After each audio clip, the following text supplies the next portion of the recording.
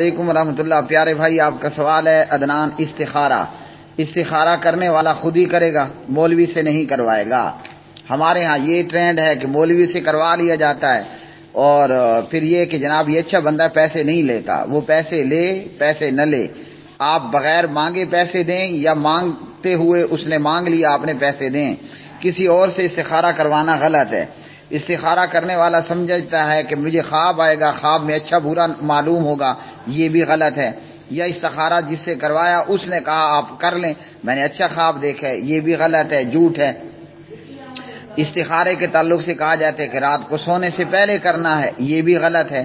سادہ سمپل سا طریقہ ہے، مکروہ ممنوع اوقات کے علاوہ کسی بھی وقت میں آپ 2 رکعت نماز پڑھ لیں اور اس کے بعد اللہم انی استخیرک بعلمک یہ مسنون دعا پڑھ لیں، آپ کا استخارہ ہو گیا۔ اب ہوگا کیا؟ اب ہوگا یہ ہوگا، وہ کام آپ کے لیے بہتر ہوگا تو ہو جائے گا، بہتر نہیں ہوگا تو نہیں ہوگا، اور جو بہتر ہوگا وہی ہوگا۔